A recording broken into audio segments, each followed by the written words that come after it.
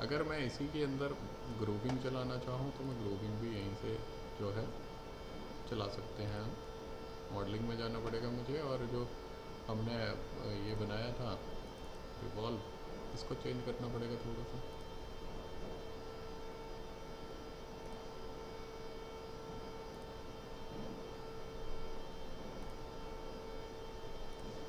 यहाँ पे एक ग्रुप बना देता हूँ।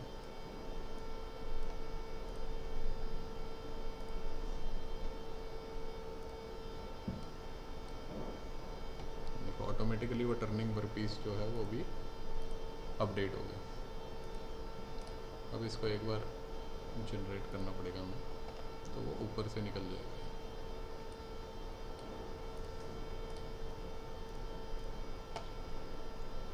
अगला कौन सा था? ग्रूविंग ना। ग्रूविंग यहाँ पे है, इसको लो। यहाँ पे ग्रूविंग टूल लेना पड़ेगा आपको, ये है ग्रूविंग टूल। अब ग्रूविंग टूल में भी आपको ध्यान देना पड़ेगा कि कहाँ जैसे आएगा वो, किस साइड से कटिंग करेगा, इस वाली साइड से या इस वाली साइड से। देखो जब कटिंग इस साइड होती है तो होल्डर हमारा इस साइड होता है, जब कटिंग इस साइड होगी तो होल्डर हमारा दूसरी साइड चला जाएगा। तो left hand and right hand का होल्डर जो है वो चेंज हो जाता है। कितने विड्थ है वो आपको बतानी पड़ेगी। जैसे यहाँ पे 6 mm है, 6 mm बहुत ज़्यादा विड्थ होती है। 3 mm की बड़ी कॉमन विड्थ है, या 1.5 mm की, वो चलती है हमारे पास। अब आपको ये बताना पड़ेगा यहाँ पे कि कहाँ से स्टार्ट होगा। एक्सियल ट्रिम प्लेन, देखो 2 ऑप्शन दिए हैं इसने, तो आपको वो पॉइंट बताने पड़ेंगे कि कहाँ से स्टार्ट होएगा और कहाँ पे ख़त्म होएगा। ये एक हो गया, ये एक हो गया। इसके बाद ओके कर दो, इसी के अंदर चल जाएगा। अब यहाँ पे ऑप्शन है प्लंज अनसुलरेट। एक बार इसको मैं चला के दिखाता हूँ आपको।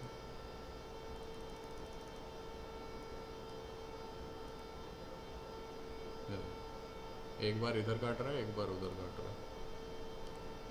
यहाँ पे हमारा क्या होता है? Plunge sink.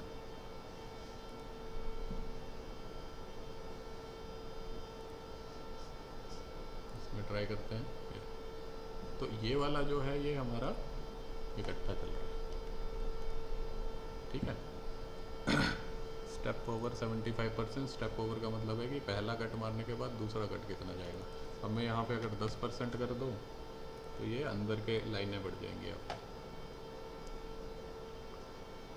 ठीक है। तो ये बढ़ जाएंगी आपके। इसमें डेप्थ मोड है। डेप्थ मोड का मतलब है कि डेप्थ में एक बारी में कितना काटेगा। तो आप यहाँ से स्पेसिफाई कर सकते हो कि एक बारी में डेप्थ कितनी लेके चलेगी। 1 mm एक बारी में काटे तो क्या होगा, वो पार्ट में डिवाइड कर देगा फिर उसको।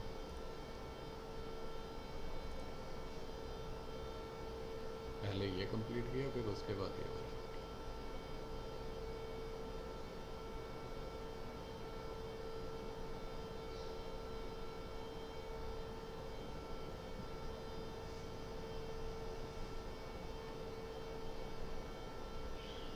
तो वो आपके ऊपर है कि आप कैसे चलाना चाहते हो। यहाँ पे प्लस में जिगजैग का भी ऑप्शन है।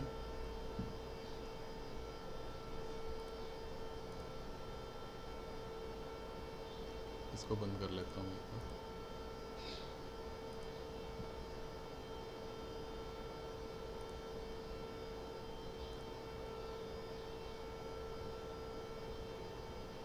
ये ऊपर जाते टाइम भी कटिंग कर रहा है, मतलब जिगजैग का मतलब ये होता है वापस जाते टाइम भी कटिंग करेगा, लेकिन ऐसा करते नहीं है। प्लंजिंग भी होगा। इनमें से कोई ट्राई करे। नहीं, प्लंजिंग के लिए यही है हमारे पास। ये तो बाकी टर्निंग के हैं हमारे पास, तो इनको नहीं कर सकते हम। प्लंजिंग वाला यही रहेगा, ठीक है। बाकी इसमें ज्योमेट्री में कुछ खास होता नहीं है कि किसके अंदर आपने काटना है, वो कुछ भी नहीं आपको देना पड़ता है। हाँ, ट्रिम प्लेन्स अलग से होते हैं। ट्रिम प्लेन बेसिकली डिसाइड करते हैं कि कितने से पोर्शन के अंदर आपको जो है वो कटिंग करनी है, तो उसके लिए हम ट्रिम प्लेन का यूज़ करते हैं। फीड स्पीड आ गया। स्ट्रेटजीज़ में अब ये यहाँ पे देखोगे तो ये बता देगा कि रिलीफ डिस्टेंस टू बॉल। तो बॉल से थोड़ा सा डिस्टेंस पे स्टार्टिंग होगी या स्टार्टिंग में ही स्टार्टिंग होगी, मतलब पूरा स्टार्टिंग से काट देगा। यहाँ पे ये जो यहाँ पे दिख रहा है आपको, देखो जहाँ से स्टार्ट हो रही है कटिंग उस साइड से पूरा कट गया है, लेकिन अगर आप छोड़ना चाहते हो थोड़ा सा तो वो आप छोड़ भी सकते हो, वो वाला है। ऐसे ही रिलीफ कट है, कैसे काटना है, नंबर ऑफ़ कट्स में काटना है या कट डेप्थ में काटना है, नंबर ऑफ डेप्थ इसको कर लो, लेकिन यहाँ पे काम नहीं करेगा, नहीं करेगा।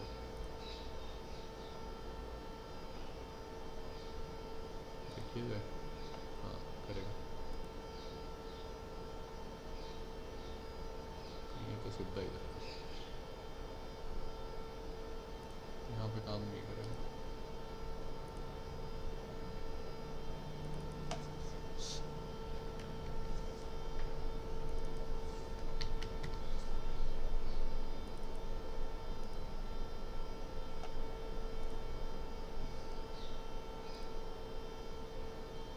सीधा सीधा ही जा रहा है।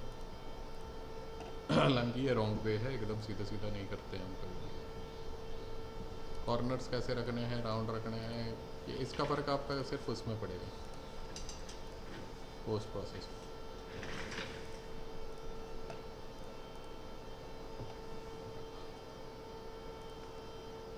अब इसमें जो प्रोग्राम बन के आएगा वो सिंगल लाइन वाला बन के आएगा, लाइन वाइज आएगा, मतलब जहाँ जहाँ टूल जा रहा है मेरा वहाँ वहाँ वो करेगा। और ये जो G4 आ रहा है इसका मतलब होगा कहीं ना कहीं हमने इसको टाइम दे रखा है कि वहाँ पे थोड़ी देर रुके, जहाँ पे नीचे जाएगा तो वहाँ पे रुकेगा, या ऊपर जाएगा तो वहाँ पे रुकेगा। यहाँ पे जहाँ पे भी G4 है उसका मतलब यही होता है कि वहाँ पे हम कुछ सेकंड के लिए, 4 सेकंड के लिए, या एक्स में ये कितना है 0.072 ये टाइम होता है, इतनी देर के लिए रोकना चाहते हैं हम इसको, ठीक है। सेकंड्स का मतलब 72 मिली सेकेंड ऐसे बोलो, उसके लिए रुकेगा। तो इसके अंदर बहुत सारे ऑप्शन होते हैं, लेकिन हमारा नॉर्मल चलता है, सिंपल सीधा सीधा हम यूज़ कर सकते हैं इसको। चिप कंट्रोल इनको करने की वैसे खास कोई ज़रूरत नहीं है, ये कर लेते हैं। ये एक बार इसको ट्राई करते हैं, तो इसमें ये रुक रुक के चलेगा, क्योंकि ये चिप्स को तोड़ते हुए चलेगा। अभी तो सीधा ही दिखा रहा है।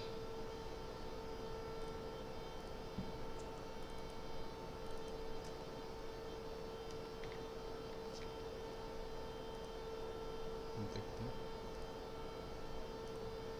हाँ ये इसमें क्या होगा, थोड़ा सा कट करेगा फिर रुकेगा, थोड़ा सा कट करेगा फिर से रुकेगा, थोड़ा सा कट करेगा फिर से रुकेगा। इसमें हम इसको बढ़ा भी सकते हैं, डिपार्चर डिस्टेंस।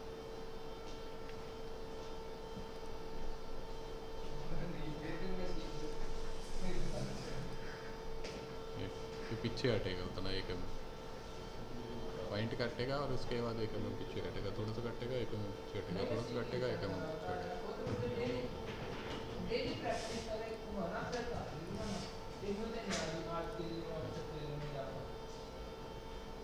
ये पीछे हट गया।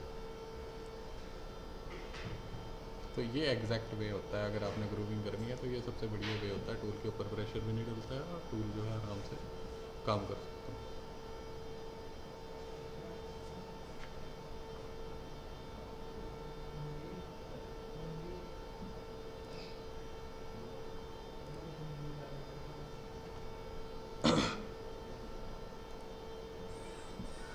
ठीक है, तो ये है ग्रूविंग। ग्रूविंग के बाद हमारा एक और ऑप्शन आता है कि अगर हमने थ्रेडिंग करनी है सपोज, अब थ्रेडिंग करने के लिए हमें क्या करना पड़ता है, इसमें थ्रेडिंग का थोड़ा सा तरीका अलग है थ्रेडिंग के लिए, लेकिन हमें क्या करना पड़ेगा, एक स्केच लेना पड़ेगा मुझे इसी डायरेक्शन में।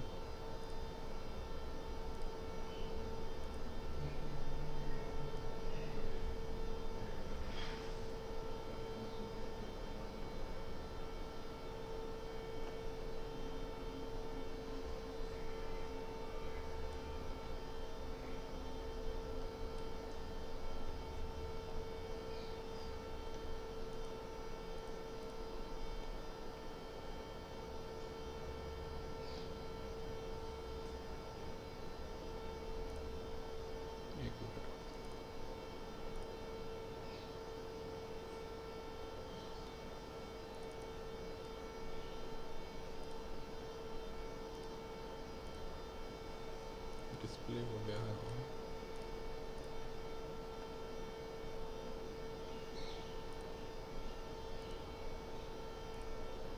ये ले लिया मैंने।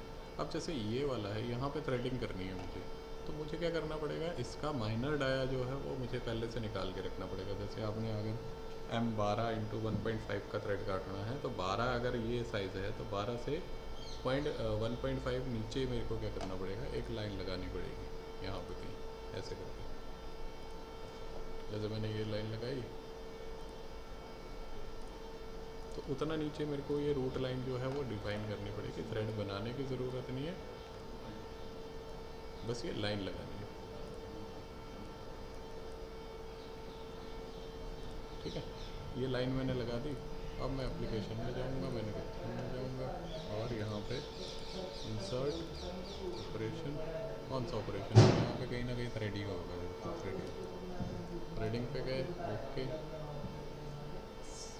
पहले तो टूल सेलेक्ट कर लो। अब थ्रेडिंग का टूल जो होता है वो इस तरह का होता है, बॉडी थ्रेडिंग, ये वाला लेना पड़ेगा आपको।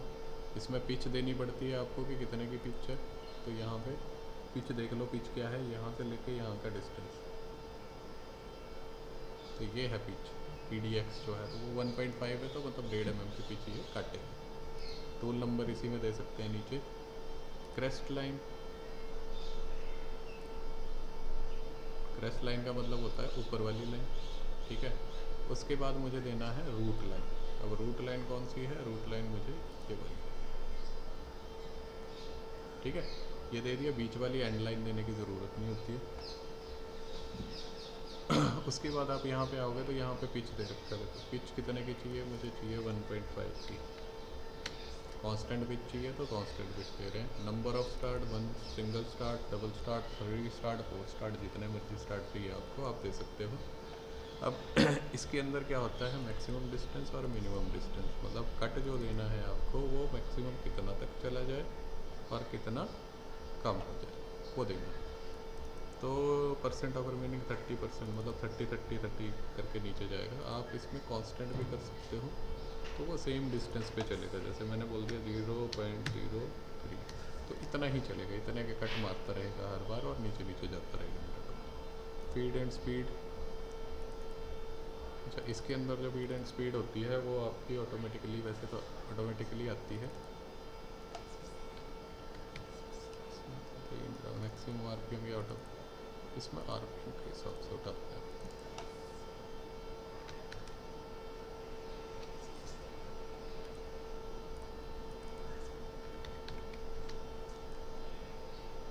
चलो देखते हैं क्या बनाता है।